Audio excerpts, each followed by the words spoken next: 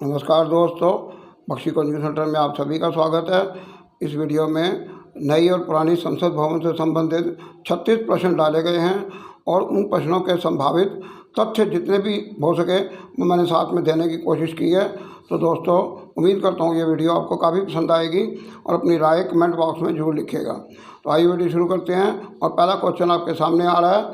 पहला क्वेश्चन है, नए संसद भवन का क्षेत्रफल कितना है? 64,500 वर्ग मीटर, 70,500 वर्ग मीटर, 50,500 वर्ग मीटर या 45,500 वर्ग मीटर। अपना आंसर जल्दी से नोट करिए और सही आंसर है ऑप्शन ए 64,500 वर्ग मीटर। अब देखिए क्वेश्चन नंबर 2, पुराने संसद भवन का क्षेत्रफल कितना है? ऑप्शन है 25,345 वर्ग मीटर, 24,281 वर्ग मीटर और 26,323 वर्ग मीटर या 23,210 वर्ग मीटर। और सही आंसर है ऑप्शन बी 24,281 वर्ग मीटर। और क्वेश्चन नंबर 3 और साथ में नोट देख लीजिए। पुराना संसद भवन गोलाकार आकृति का है, इसका व्यास 170.69 मीटर है और परिधि 536.33 मीटर है। इसका क्षेत्रफल है 6 एकड़ या 24,281 वर्ग मीटर। अब देखिए क्वेश्चन नंबर 3, नए संसद भवन का उद्घाटन कब किया गया? 22 मई 2023, 20 मई 2023, 28 मई 2023 या 25 मई 2023। और सही आंसर है ऑप्शन सी 28 मई 2023 को। और इसके नोट देखिए। नए संसद भवन का उद्घाटन 28 मई रविवार 2023 को किया गया। इस दिन प्रधानमंत्री नरेंद्र मोदी के द्वारा 75 रुपये का एक सिक्का और डाक टिकट भी जारी किए गए।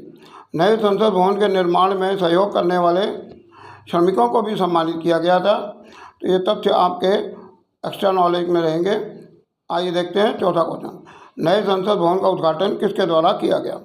राष्ट्रपति द्रौपदी मुर्मू या प्रधानमंत्री नरेंद्र मोदी, उपराष्ट्रपति जगदीप धनखड़ या लोकसभा अध्यक्ष ओम बिरला। अपना सही आंसर जल्दी से नोट करिए। सही आंसर है ऑप्शन बी प्रधानमंत्री नरेंद्र मोदी।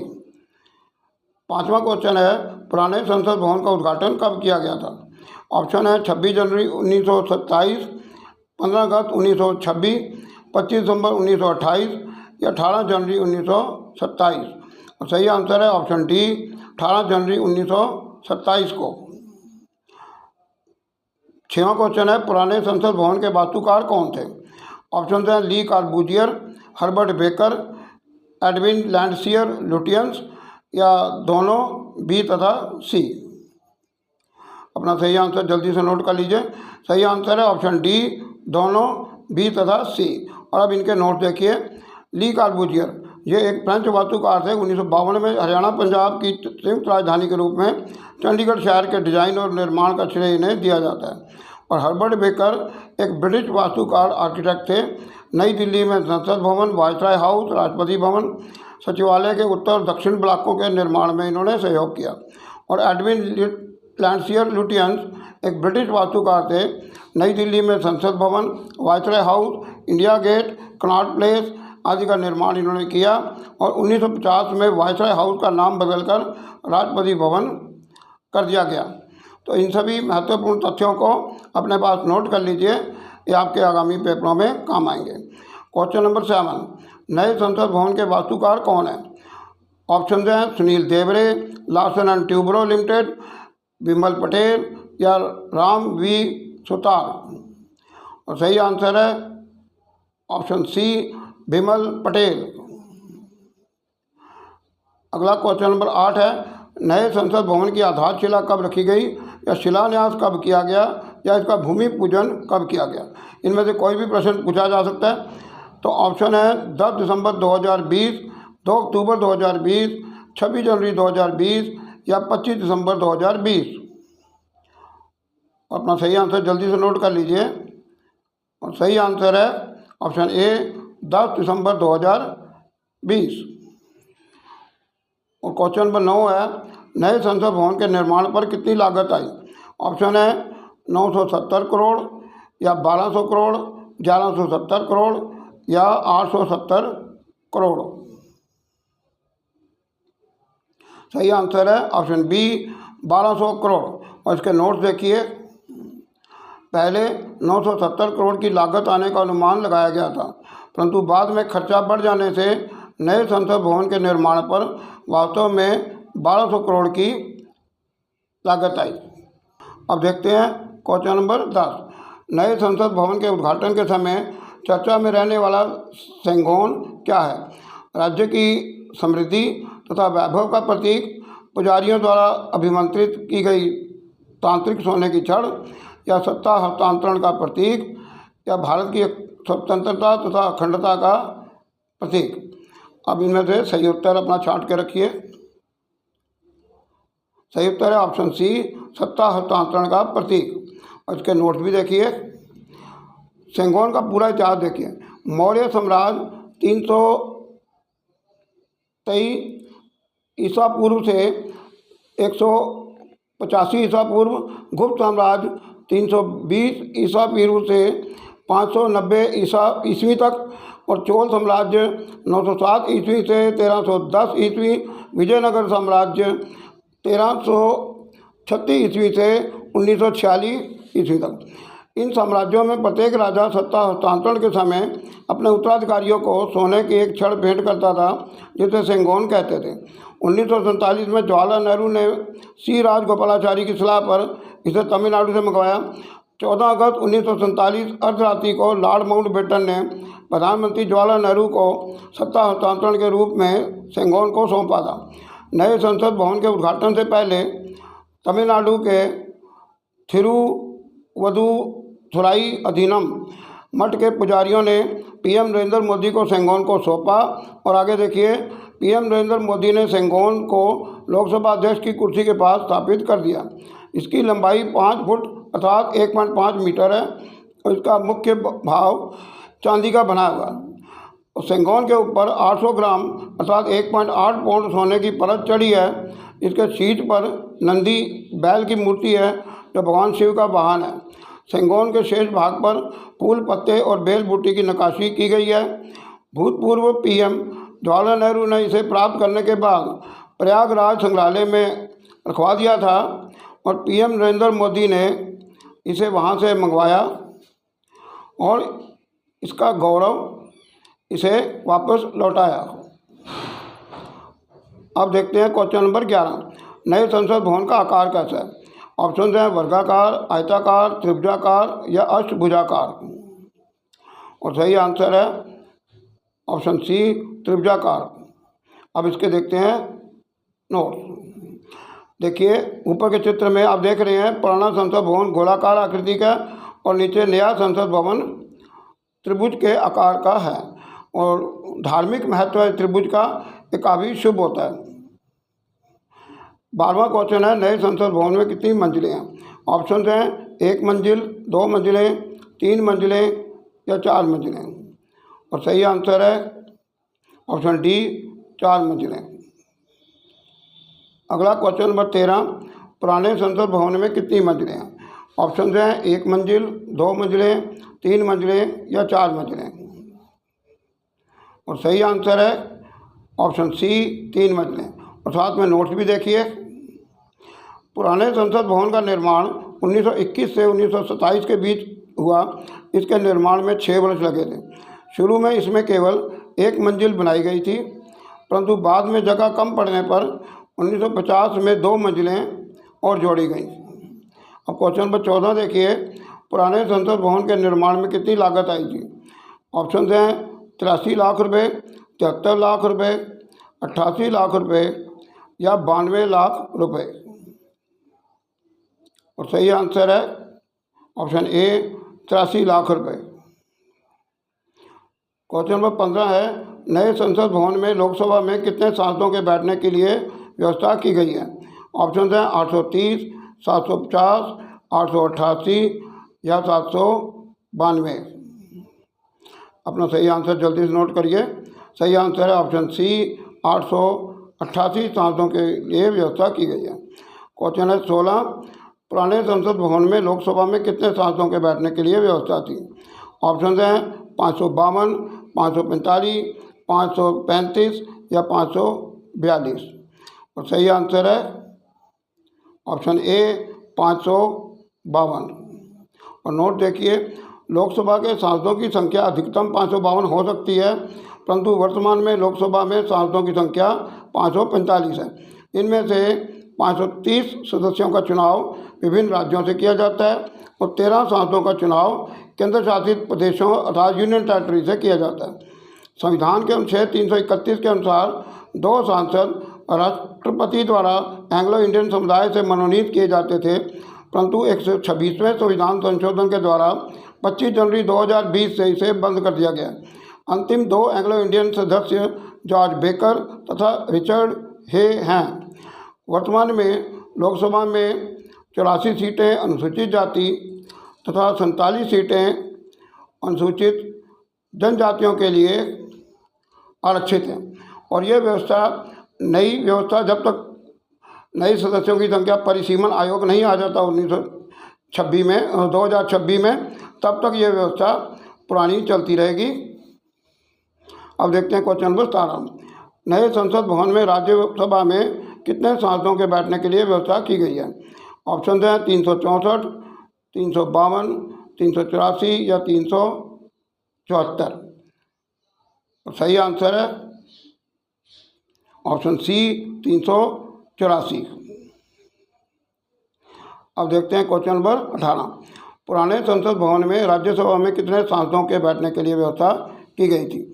ऑप्शन हैं 245, 252, 262 या 250। और सही आंसर है ऑप्शन डी 250। नेक्स्ट क्वेश्चन है 19। भारतीय संसद का गठन संविधान के किस अनुच्छेद के द्वारा किया गया? ऑप्शन हैं अनुच्छेद 80, अनुच्छेद 78, अनुच्छेद 81 या अनुच्छेद 79। और सही आंसर है ऑप्शन डी अनुच्छेद 79 यानी कि अनुच्छेद 79। और क्वेश्चन नंबर 20 है लोकसभा का गठन संविधान के किस अनुच्छेद के द्वारा किया गया? ऑप्शन हैं अनुच्छेद 80, अनुच्छेद 78, अनुच्छेद 81 या अनुच्छेद 79। और सही आंसर है ऑप्शन सी अनुच्छेद 81। अब राज्यसभा का गठन संविधान के किस अनुच्छेद के द्वारा किया गया है? ऑप्शन है अनुच्छेद 80, अनुच्छेद 78, अनुच्छेद 81 या अनुच्छेद 79। और सही आंसर है ऑप्शन ए अनुच्छेद 80 के द्वारा। अब क्वेश्चन नंबर 22 है लोकसभा और राज्यसभा दोनों सदनों की संयुक्त बैठक अब कहाँ पर आयोजित की जाएगी? ऑप्शन हैं Lok Sabha hall, central hall, Rajya Sabha कक्ष या विशेष कक्ष। और सही आंसर है ऑप्शन ए लोकसभा हॉल। और देखिए लोकसभा और राज्यसभा का संयुक्त सत्र अधिवेशन क्या होता है? भारतीय संविधान के अनुच्छेद 108 के अनुसार दोनों सदनों का संयुक्त सत्र जॉइंट सेशन ऑफ पार्लियामेंट आयोजित करने का प्रावधान है। दोनों सदनों का संयुक्त सत्र राष्ट्रपति के द्वारा बुलाया जाता है। संसद सत्र की पहली बैठक में इसका आयोजन किया जाता है कि यदि किसी बिल पर दोनों सदनों में स्वीकृति ना मिले तब भी इसका आयोजन किया जाता है। और शेष अगले पृष्ठ पर देखें। लोकसभा और राज्यसभा का संयुक्त सत्र जो है इसकी अध्यक्षता लोकसभा अध्यक्ष के द्वारा की जाती है। उसकी अनुपस्थिति में लोकसभा उपाध्यक्ष द्वारा इसकी अध्यक्षता की जाती है। यदि ये दोनों ही अनुपस्थित हों तो राज्यसभा के उपाध्यक्ष द्वारा इसकी अध्यक्षता की जाती है। और यदि उपरेख में से सभी अनुपस्थित हो जाएं तो आपसी सहमति से दोनों सदनों में से किसी एक सांसद को अध्यक्षता के लिए चुन लिया जाता है। और अब देखते हैं क्वेश्चन नंबर 23। पुराने संसद भवन में दोनों सदनों की संयुक्त बैठक कहाँ पर आयोजित की जाती थी? ऑप्शन हैं Lok Sabha hall, central hall, Rajya Sabha कक्ष या विशेष कक्ष। और सही आंसर है ऑप्शन बी सेंट्रल हॉल, जिसे कहते हैं केंद्रीय कक्ष। और अब क्वेश्चन नंबर 24 है नए संसद भवन में कितनी समितियां या कक्ष बनाए गए हैं? ऑप्शन हैं 5 कक्ष, 3 कक्ष, 6 कक्ष या 4 कक्ष। और सही आंसर है ऑप्शन सी 6 कक्ष। अब देखते हैं क्वेश्चन नंबर 25। नए संसद भवन में कितने द्वार बनाए गए हैं? ऑप्शन हैं 5 द्वार, 3 द्वार, 6 द्वार या 4 द्वार। और सही आंसर है ऑप्शन बी 3 द्वार। आगे नोट्स देखिए। नए संसद भवन में 3 द्वार बनाए गए हैं जिनके नाम कर्म द्वार, ज्ञान द्वार और शक्ति द्वार रखे गए हैं। वीआईपी सांसदों और आगंतुकों के लिए अलग अलग प्रवेश द्वार बनाए गए हैं और पुराने संसद भवन में 12 द्वार बनाए गए थे। क्वेश्चन नंबर 26 है, नए संसद भवन के उद्घाटन के समय 28 मई 2023 को कितने रुपए का स्मारक सिक्का और डाक टिकट जारी किए गए? ऑप्शन है 25 रुपये, 50 रुपये, 75 रुपये या 100 रुपये। सही आंसर है ऑप्शन सी 75 रुपये। अब देखिए 28 मई 2023 को नए संसद भवन के उद्घाटन के अवसर पर पीएम नरेंद्र मोदी ने 75 रुपये का एक स्मारक सिक्का और डाक टिकट भी जारी किए। सिक्के का वजन 35 ग्राम है और ये 4 धातुओं से बना है। सिक्के के एक और अशोक स्तंभ का शेर बना है और दूसरी ओर नए संसद भवन का चित्र बना है। शेर के नीचे मुंडकोपनिषद से लिखा गया सत्यमेव जयते लिखा हुआ है और शेर के बाईं ओर देवनागरी में भारत लिखा हुआ है और दाईं ओर अंग्रेजी में इंडिया लिखा हुआ है। और आप देख रहे हैं सिक्के का चित्र स्क्रीन पर। 27वां क्वेश्चन है, नए संसद भवन की छत पर बने राष्ट्रीय प्रतीक अशोक स्तंभ वाले शेरों की प्रतिमा का अनावरण पीएम नरेंद्र मोदी ने कब किया? ऑप्शन हैं 28 मई 2023, 11 जुलाई 2022, 26 जनवरी 2022 या 2 अक्टूबर 2022। और इसका सही आंसर देखते हैं, ऑप्शन बी 11 जुलाई 2022। और आइए इसके नोट्स देखें। 11 जुलाई 2022 को इस मूर्ति के अनावरण के समय पीएम नरेंद्र मोदी के साथ लोकसभा अध्यक्ष ओम बिरला तथा शहरी विकास मंत्री हरदीप सिंह पुरी भी थे और भारत के राष्ट्रीय प्रतीक अशोक स्तंभ वाले शेरों की प्रतिमा कांसे अर्थात ब्रोंज की धातु से बनी है। इसकी ऊंचाई 6.5 मीटर है तथा वजन 9,500 किलोग्राम है। इसे 108 फीट ऊंचे नए संसद भवन के केंद्रीय कक्ष के ऊपर स्थापित किया गया है। इस मूर्ति के ख्याति प्राप्त मूर्तिकार औरंगाबाद निवासी सुनील देवरे हैं जो जे स्कूल ऑफ आर्ट्स के स्वर्ण पदक विजेता हैं और सुनील देवरे ने राष्ट्रीय और अंतर्राष्ट्रीय स्तर पर अपनी पहचान बनाई है और इनके पिताजी भी पुरातत्व विभाग में कार्यरत थे। अगला क्वेश्चन है 28, नए संसद भवन में लोकसभा कक्ष का निर्माण निम्नलिखित में से किसकी थीम पर किया गया? ऑप्शन हैं राष्ट्रीय पक्षी मोर, राष्ट्रीय वृक्ष बरगद, राष्ट्रीय पशु बाघ या राष्ट्रीय पुष्प कमल। और सही आंसर है ऑप्शन ए राष्ट्रीय पक्षी मोर। आगे नोट देखिए, नए संसद भवन में लोकसभा कक्ष का निर्माण राष्ट्रीय पक्षी मोर की थीम पर किया गया है। इसकी छत पर मोर के पंखों की आकृति के डिजाइन पर नक्काशी की गई है और लोकसभा कक्ष के फर्श पर बिछे कालीन पर भी मोर के पंखों की आकृति के डिज़ाइन तैयार किए गए हैं। क्वेश्चन नंबर 29 है, नए संसद भवन में राज्यसभा कक्ष का निर्माण निम्नलिखित में से किसकी थीम पर किया गया? ऑप्शन हैं राष्ट्रीय पशु बाघ या राष्ट्रीय वृक्ष बरगद, राष्ट्रीय पुष्प कमल या राष्ट्रीय जलीय जीव डॉल्फिन। सही आंसर है ऑप्शन सी राष्ट्रीय पुष्प कमल। और इसके नोट देखिए, नए संसद भवन में राज्यसभा कक्ष का निर्माण राष्ट्रीय पुष्प कमल की थीम पर किया गया है। कक्ष की छत पर कमल के फूल के खेती के डिज़ाइन तैयार किए गए हैं और कक्षा के फर्श पर बिछे कालीन पर भी कमल की आकृति के डिज़ाइन तैयार किए गए हैं। 30वां क्वेश्चन है, नए संसद भवन का डिज़ाइन किसने तैयार किया? ऑप्शन हैं L&T, ICF पेरम्बदूर, IIT मुंबई या HCP डिज़ाइन। सही आंसर है ऑप्शन डी HCP डिज़ाइन। और अब इनकी फुल फॉर्म देखते हैं आगे। ऑप्शन ए L&T का पूरा नाम है लार्सन एंड ट्यूब्रो लिमिटेड।